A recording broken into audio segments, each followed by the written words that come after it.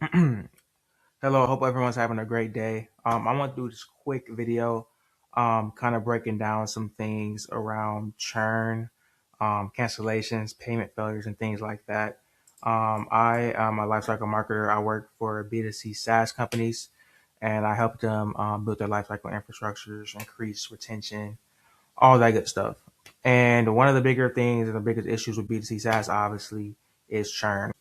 When people actually come in, they begin to use your product. They may go through the onboarding checklist you have set up, or they might do certain things in your app and end up leaving like right away. And a lot of people kind of treat churn as just like one number. They look at like their churn rate and say, "Oh, let's implement all these fixes and all these different winback flows and dunning flows and all these things to try to prevent churn." But a lot of it never works because they actually never look at the root cause of what's underneath the actual churn.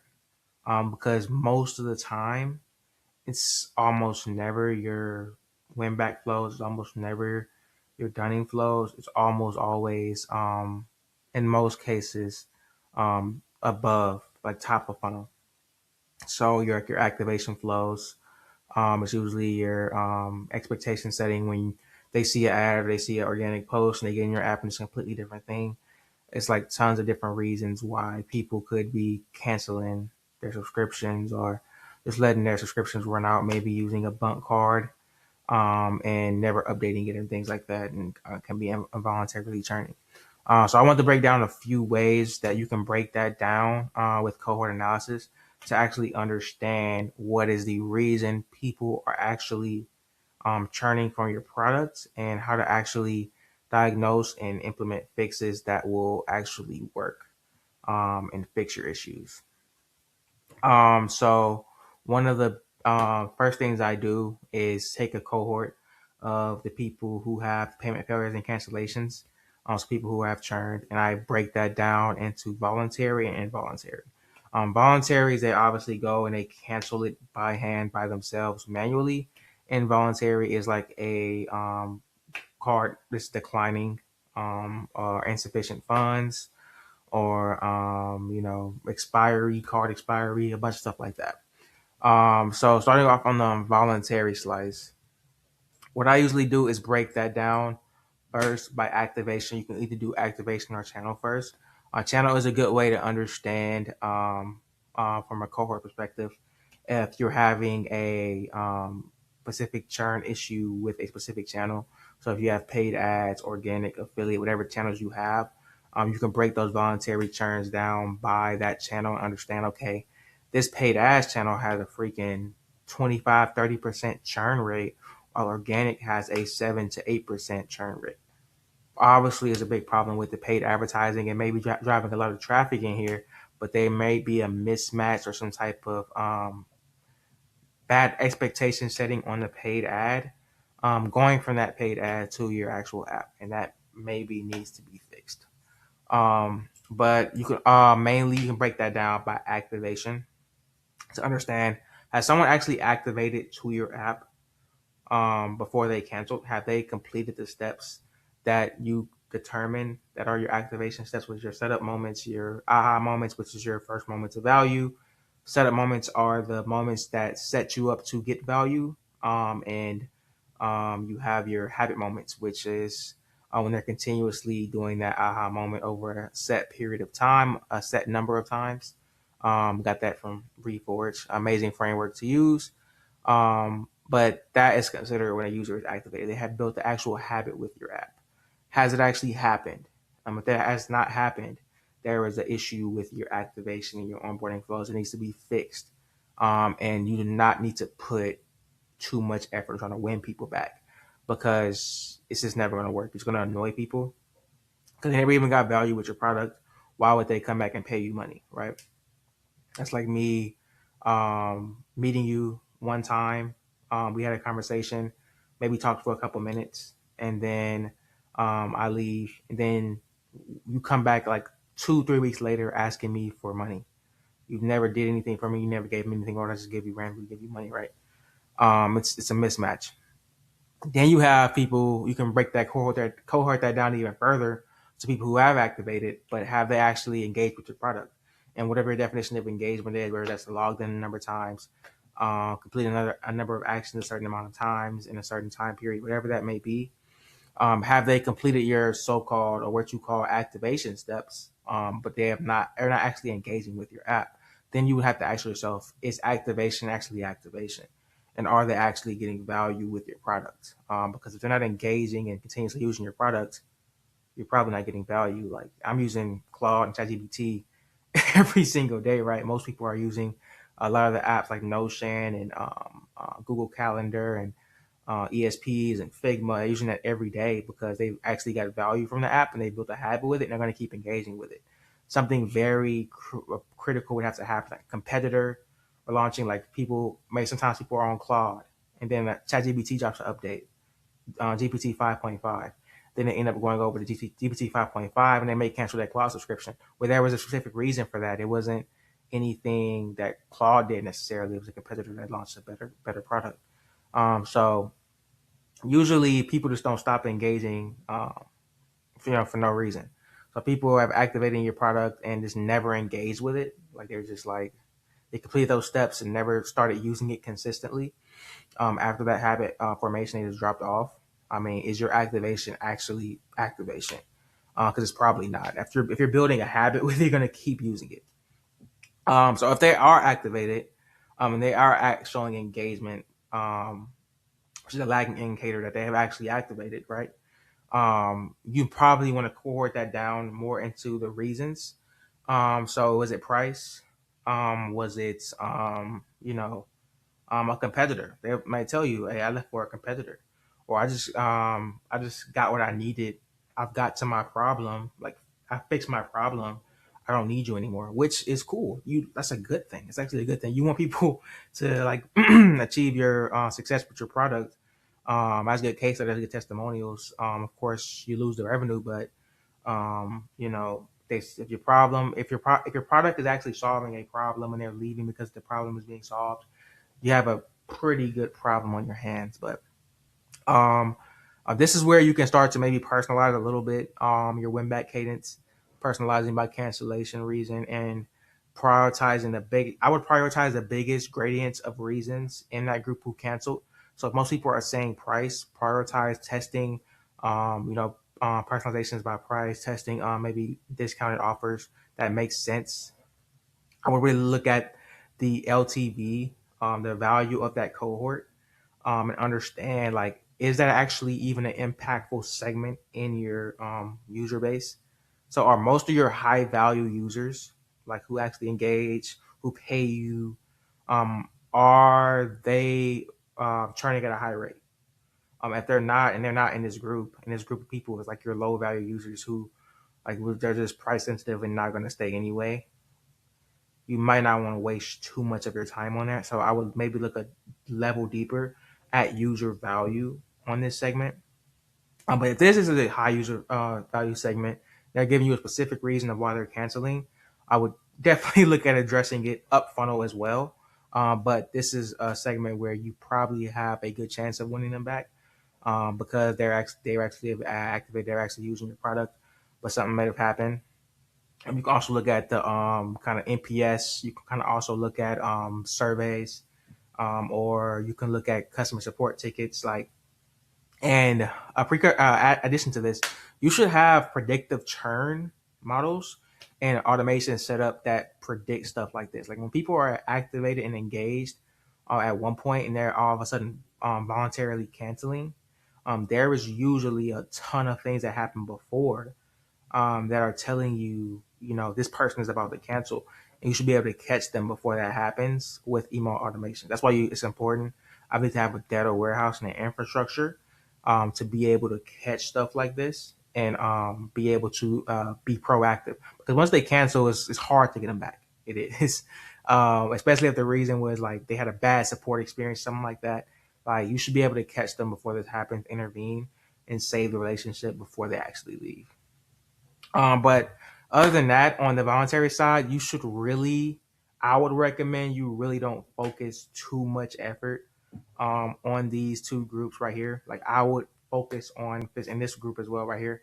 I would put them in a general just win back cadence. And until you fix the issues above on top, don't worry about it. Don't worry about these people. Fix your onboarding. That is more leverage. Fix your activation. Fix your acquisition channel to actual app sign up to actual activation. Fix that funnel. Make sure it's cohesive for every channel you have. Look at your channels. Understand where your highest revenue users are coming from. Understand where the most opportunity is for channel optimization, and make sure you have a cohesive funnel from that channel into your app to conversion. You know, you're going to be putting people into a personalized, pretty leaky bucket. That's just not going to work, and you're wasting resources and time on that stuff. You may get a little result from it, but the bigger result is top of funnel. Going on to the next one, voluntary. Now, this is where a lot of the revenue can be generally captured. Like after someone has a plan cancellation because it was involuntary. If it was voluntary, it's hard to get them back. If it's involuntary, it might have just been their insufficient funds they couldn't pay, or they got a new card, they forgot to update it. Or that happened to me. I got a new card. I forgot to update some things, and I had some involuntary cancellations. I have to go and fix my card and re get in there. So you determine that though, in kind of the same way. You can add obviously you can add a lot more um, values to these cohorts. I'm just picking some kind of basic ones that I usually use. You can go very in depth into this. Of course, you want to stay to where the number is stat sig, and it's actually an actual good sample size of people that you're looking at. But you can go pretty in depth with this. I stick to mainly activated, engaged. I look at date they signed up, channel, all that good stuff. But involuntary to activated. So you want to look at their activated. This is the biggest thing to retention, activation. If you haven't noticed, activation. If they're activated and engaged, go ahead. They're activated. They're engaged. They had a failure. I would look into the reason of why the involuntary happened. So if it's insufficient funds, personalize your dunning sequence messaging to reflect that. If it was an expiry, same deal. And depending on the value of your users, should determine, and depending on how active they are, should be your strategy. If they're active and engaged, you should always have an app. I mean, engaged should have that definitions. Engaged should have a definition that they're actually in your product, right? In some way, shape, or form. So you should have in app messaging. This is a big message. A lot of companies not have in-app messaging when a card declines. Like that is big. Have that, please. Emails. Of course, you want to have emails. You want to get those emails out of Stripe, please, and get those into your ESP so you can personalize them with the messaging from the reason. You want to sometimes leverage loss aversion, depending on if it was a power user. If they're a power user and they've used it a lot and they've had tons of success with it, you want to remind them of this is a good chance to remind people of the value you actually brought them through your relationship with them. Like you can literally like kind of surface, you've done this, you've done this, you've done that. We've helped you do this, we've helped you do that. If you had that information, this was your goal, and you know if you're getting closer to that goal, if you can kind of model that and put that inside the email, and you're like, man, they did do that, they did do that, and that helps your retention even further out long term, and it gets you their card information to be fixed. So that's another good thing. Retargeting ads is another sleeper that a lot of people do not use in Dunning, but if it is not a very sensitive, I would limit the personalization because it's a little, it's on social media. It's a little weird. Like you can be in public using social media, people can see your stuff. It's a little more invasive than like an email or like an in-app thing. Like I don't know, it just maybe it's just me. It feels weird to me to show personal information on a social media feed. I'm scrolling on Facebook. I don't want to see that I XYZ. Like it just feels weird. It feels like stalkerish, right? Compared to in-app or email.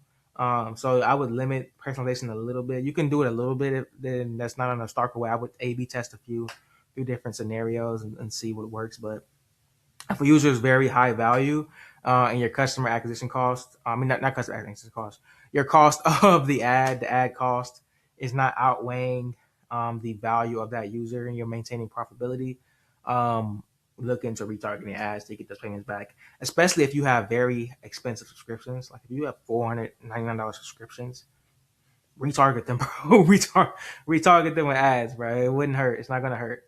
Um, okay, so you have activated and unengaged.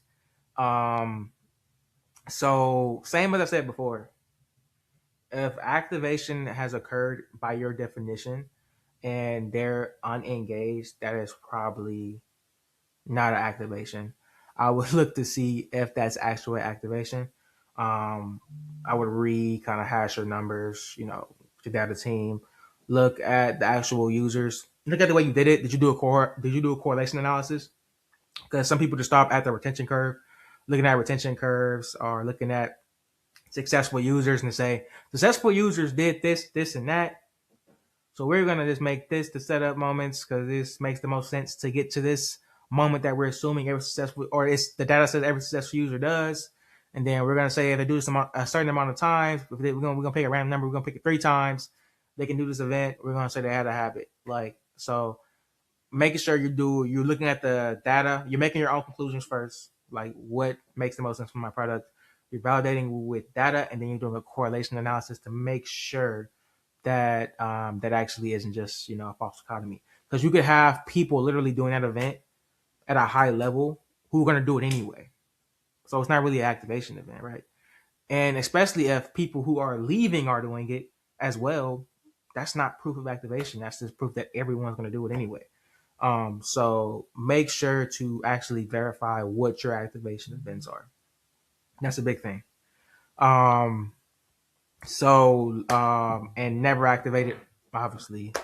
I mean, you should not really be worried about this if people aren't activating. These people aren't activating.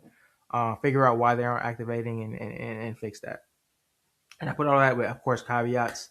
Um, if you have a majority of a user base activating and they're meeting those criterias and all that good stuff, then, and this is a small sample size of people, like, and it's like 2-3 people that this happened to. I obviously don't look too much into it. But I'm saying in a general sense that these are the states of your, involuntary, you know, churns and stuff like that. I would definitely look into fixing it upstream and not worrying about it downstream. Same as the above. This is just the framework in general. For churn, for me, this is what I follow. And of course, put them into a general dunning sequence. I would say don't spend too much time personalizing for them.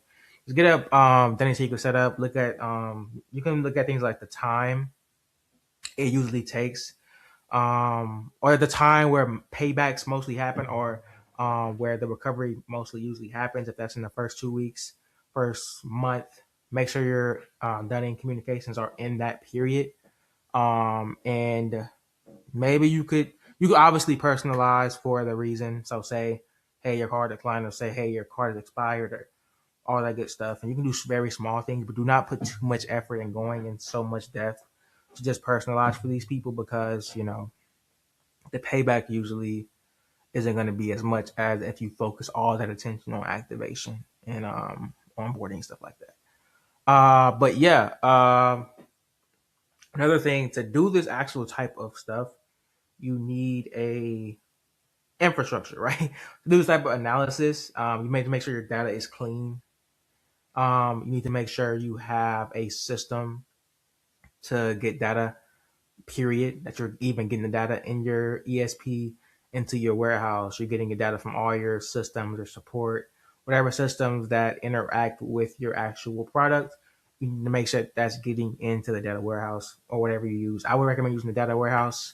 I don't really recommend mixing or doing analysis on a database, transactional database, because I wouldn't recommend doing that because it's not very scalable.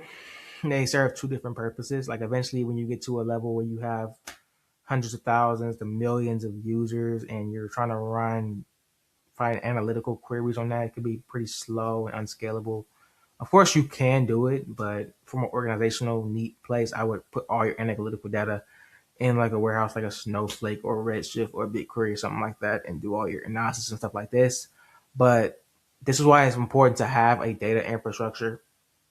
and actual lifecycle marketing infrastructure to have all your data going into one place, and making sure that with every tool you use, you have one identifier for every user. So you should be setting an identifier for the user as they sign up for your app.